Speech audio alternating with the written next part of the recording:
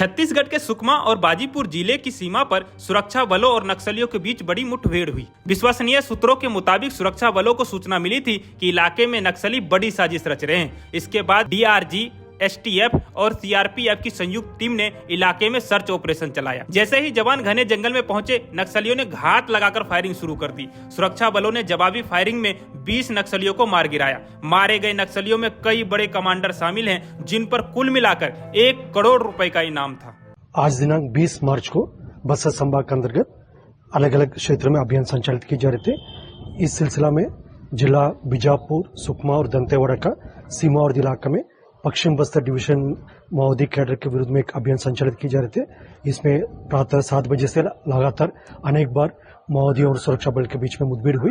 मुठभेड़ के पश्चात अब तक 18 माओवादियों का डेड बॉडी रिकवर किए गए थे और काफी बड़ी मात्रा में AK-47 इस प्रकार का ऑटोमेटिक, सेमी ऑटोमेटिक वेपन भी बरामद किए गए थे।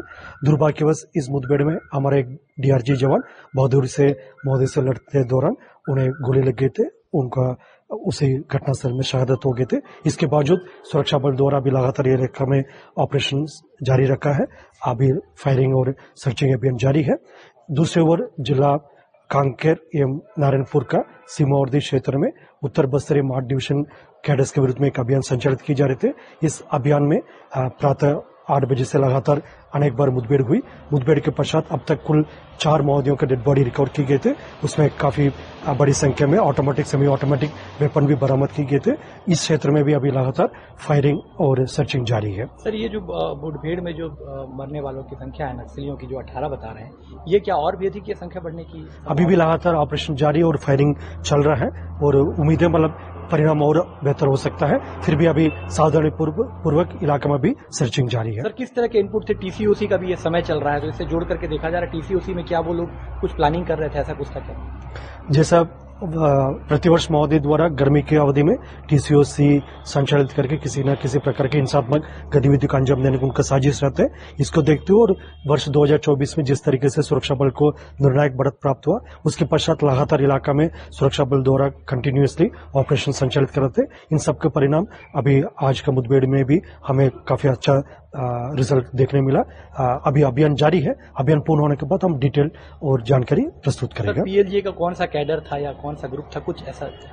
इस इलाका में जो वेस्ट बस्तर डिवीजन इलाका में पीएलजी फॉर्मेशन का कंपनी नंबर 2 और जैसा पश्चिम बस्तर डिवीजन माओवादी कैडर्स का उपस्थिति के आज सूचना के आधार पर ही अभियान संचालित किए गए थे। अभी शरारती कार्रवाई बाकी है। शरारती होने के बाद हमको और स्पष्ट जानकारी मिल सकता है। दूसरी ओर जो नारायणपुर और कांकर के सीमावर्ती इलाका में उत्तर बस्तर डिवीजन या मार्ड डिवीजन का कैडर्स और पीएलजी कंपनी नंबर 5 का भी नॉर्मली इस इलाके में उपस्थिति मिलते हैं।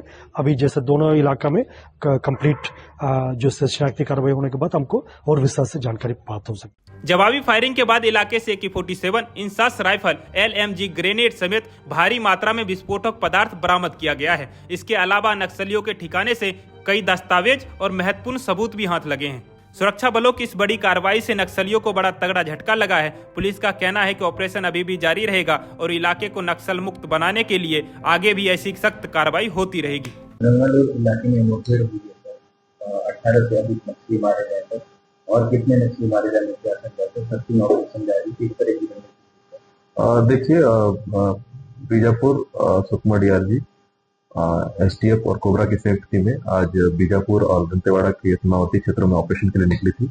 आज सुबह 7 बजे से लगातार मुठभेड़ जारी है, जिस पर अभी 18 माओवादियों के शव अभी तक बरामद हुए हैं और मुठभेड़ अभी भी जारी है। इसके साथ में ऑटोमेटिक, सेमी ऑटोमेटिक और कई प्रकार के अन्य हथियार भी इसमें बरामद हुए हैं। अभी बड़े कैडर के नक्सलियों के मारे जाने की देखिए, अभी शिनाख्त नहीं हो पाई है। शिनाख्त के बाद ही पता चल पाएगा। वहाँ वेस्ट बस्तर के सशस्त्र माओवादियों की उपस्थिति की सूचना हमें मिली थी। नक्सलियों की 1800 बरामद हुई, क्या इससे भी और अत्यधिक सर्चिंग के दौरान बढ़ सकते हैं? देखिए, अभी मुठभेड़ जारी है। अभी सर्चिंग के दौरान और भी संभावना बढ़ सकती है। मुठभेड़ अभी भी लगातार जारी है। मुठभेड़ समाप्त होने के पश्चात और सर्चिंग समाप्त होने के पश्चात ही फाइनल जो है काउंट हम बता पाएंगे।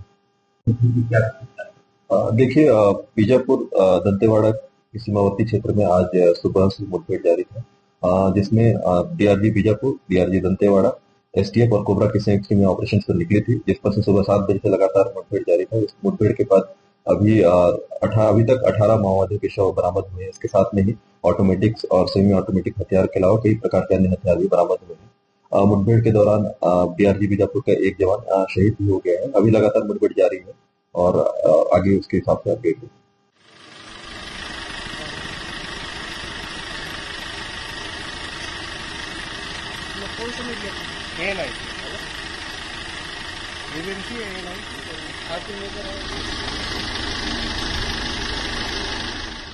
सर जवानों को बड़ी सफलता मिली सर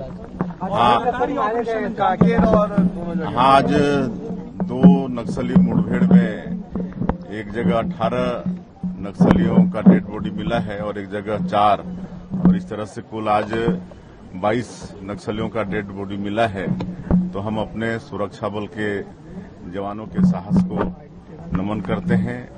लगातार बहुत मजबूती के साथ वो लोग लड़ाई लड़ रहे हैं। एक जवान भी शहीद हुआ है सर, जवान भी शहीद हुए सर जी। बस्तर की खूबसूरती अब लोग देख पाएंगे। बिल्कुल, अब ज्यादा समय नहीं लगने वाला है और हमारे माननीय गृह मंत्री जी का भी संकल्प है कि 31 मार्च 2026 तक पूरे देश से नक्सलवाद को समाप्त करना है और उस तेजी के साथ काम भी हो रहा है और हमको पूरा भरोसा है कि माननीय गृह मंत्री जी का संकल्प पूरा होगा और हमारा जो बस्तर स्वर्ग है वहां भी पूरे देश दुनिया के लोग जा पाएंगे। सर, ये समन्वय लगातार दिख रहा है केंद्र और राज्य के फोर्सेस के बीच में, लगातार समन्वय की जो बात सामने आती है, मनोबल किस तरह बढ़ रहा लगता है जवानों का? डबल इंजन सरकार का यही तो फायदा हो रहा है कि समन्वय के साथ नक्सलवाद के साथ लड़ पा रहे हैं। गर्मी का समय जवानों के लिए ऑपरेशन और जवानों को नक्सली मारे जाने ऑपरेशन सर और तेज हो सकता है क्या?